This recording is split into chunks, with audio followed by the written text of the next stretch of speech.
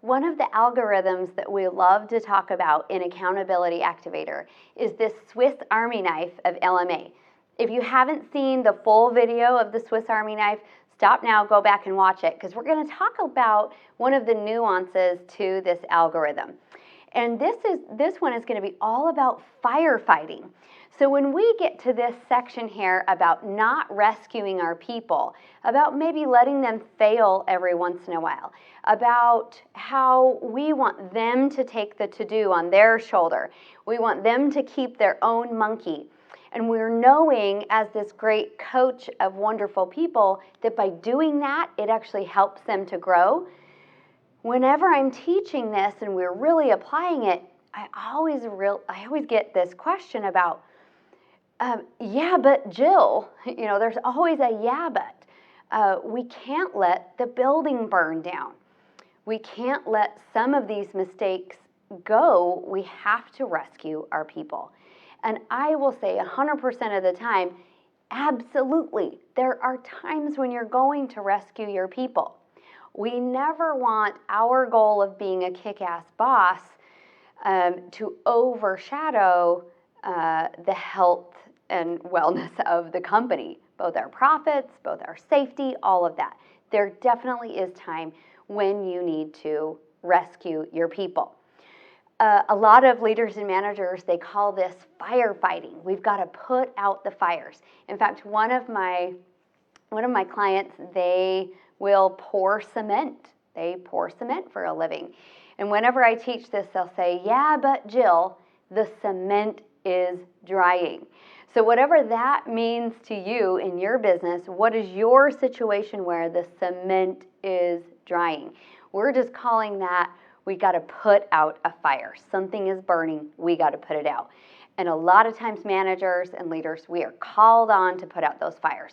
So how in the world do we put out the fires, but also create this algorithm to where we're not rescuing people all the time, and they're learning to swim on their own? You'll remember that story I tell about the river.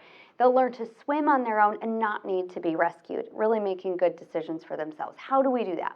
Well, there's a 3-step process that I've put together here. We're calling it firefighting.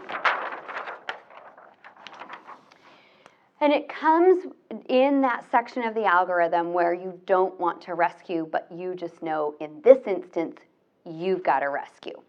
So when you know that something is on fire, when the cement is drying, the first thing that you do is put out the ever-loving fire.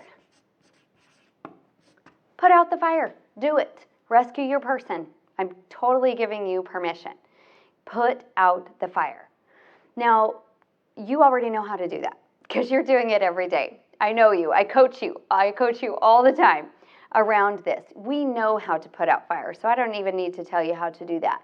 But then there's 2 more steps in here that will prevent those fires from ever getting on fire in the first place. And these next 2 steps are the steps that we skip, because we put out the fire and then we go put out another fire and another fire and another fire because we're taking everybody's monkeys. So how do you prevent the fire next time? Put out the fire, and now get that fire, whatever that topic was, you've got to get it on the issues list. It could be on the departmental issues list. It could go on the leadership team issues list. It could be on the same page meeting issues list. Whatever issues list is appropriate, get that issue on the issues list. And just a placeholder, just put the topic there. Then the next time you are in your meeting pulse, whether that's a leadership team meeting or a department level 10 meeting, then you're going to run that issue through your IDS pattern. You're going to identify what was the root cause. What was the root cause of me having to put out that fire? And you're going to talk about it in an open, honest, transparent way with everybody involved. So identify what was the root cause. Maybe we missed out on some training. Maybe the equipment was down. Maybe we didn't have all of our supplies. Maybe we didn't set our expectations well with the client. There's a myriad of things that really could be the root cause. But if you tried to solve that right here, the building would be burned down. You can't stop and solve it right there. You can't stop and say to everybody, now what's the root cause of why I'm needing to rescue right now?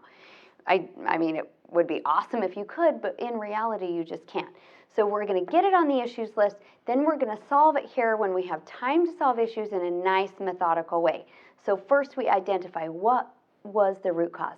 Then we discuss it.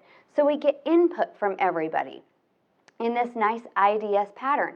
What did you see? What could have we done better? What actually worked well about this?